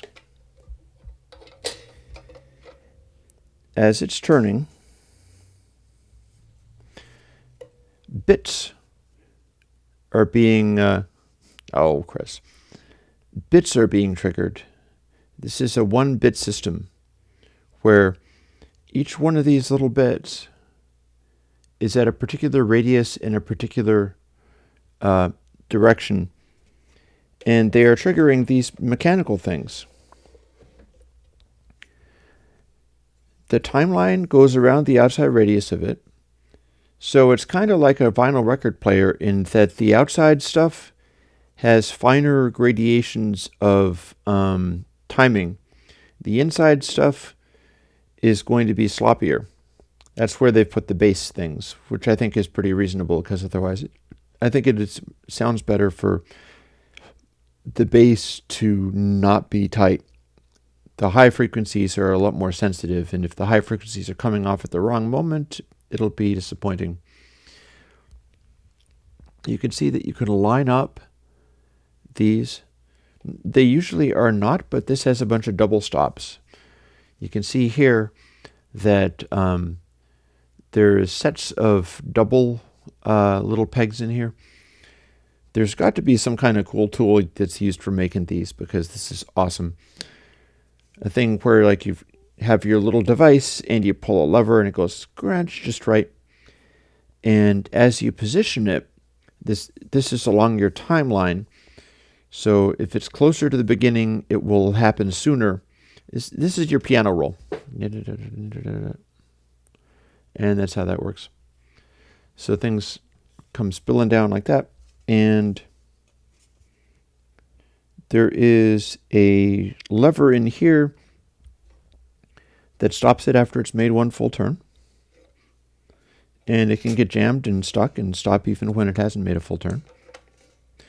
And this is the device that holds it down onto these things so that it has a fair chance of actuating all the little levers. You put it all together and it does this.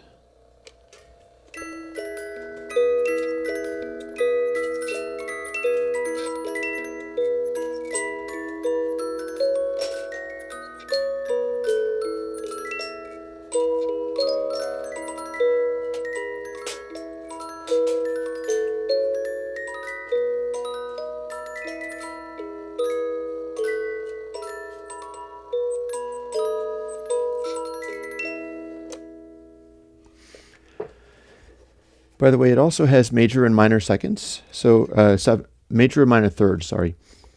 So there's a certain amount of flexibility in there as far as what kinds of notes it can play. I have some plans as to putting all of these up on YouTube as like this big copyright FU. Like, copyright strike this. The latency is such that you can't even content ID it, or maybe I could become a record label and content ID these, so that if anybody else had the metal discs, or I could try to get metal and make some of these myself, and then I would have my own music, and this would be one of the instruments, and that'd be kind of amazing. It's a nice little old music box, very cool. And yeah, like I said, this has jitter because the timing is being done by this rotating disc, and if the disc is not rotating perfectly evenly, that produces jitter. Now, it's a mechanical device, so it's going to turn at a certain rate, and as the pressure gets high enough for one of these little turning wheels to turn, it'll pull up this little tongue. and then it'll release. But we don't have a really good accuracy on when it's going to release, just a rough kind of like little cog turning the wheel, and the wheel pulls this up, and then it lets it go at a certain point. Oh, I've seen Winter Catan. This is the same kind of thing. But again, it's kind of like the grooves in a vinyl record, but with jitter. Because this outer part is moving so quickly. While I'm at it, I just throw a different one on each single time. What's good? I don't remember what any of these are, so it's fine. We'll find out what this is. Also, some of them might be damaged and get jammed, which is whatever. That's fine.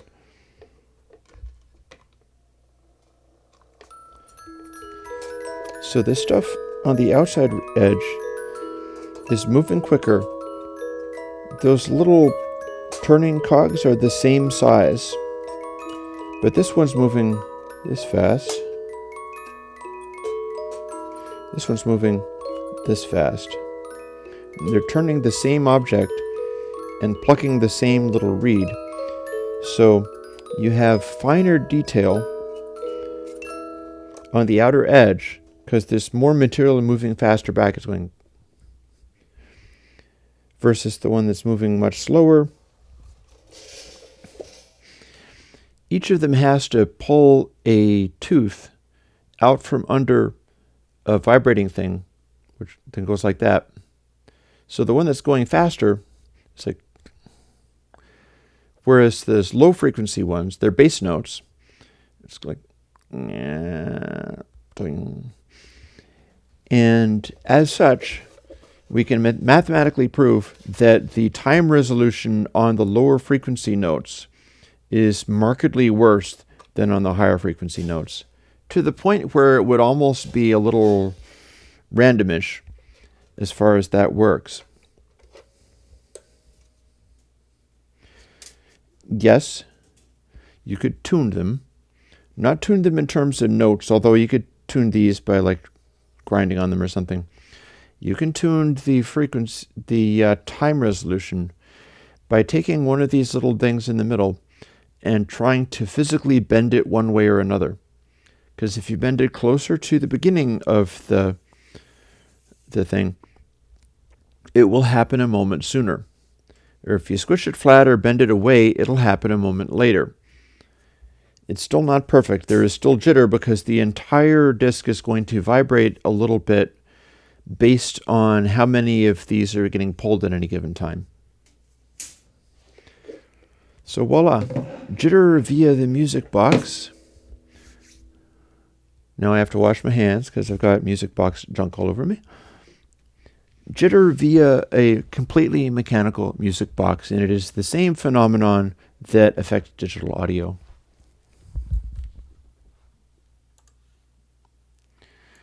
And with that, we have reached 1 o'clock. Tomorrow, I will see whether I can't get some music going, and I'll do my usual music thing. We have not yet reached the time where I start doing a Wednesday stream. If we do reach that time, the Wednesday stream will be a stream of analyzing and playing some of a classic vinyl album and telling you all about how the sound of that works and how the engineering was done. Because there's a lot of stuff out there that I can do along those lines. And the thing about doing it as a live stream is stuff might get copyright struck or knocked off of YouTube afterwards. But if you show up for it, or if you can show up for it, that I can probably still do it, and I can keep an eye out for whether it's getting me into some kind of trouble and making me stop doing that. I see a lot of people who are doing music type stuff, though, and it seems like there's a mechanism where if the record company wants to knock you off of YouTube, they can do that without necessarily hurting you as a channel. So we shall see. In any case, that is something that I can do. So, on that note, I will talk to you guys later. Bye-bye.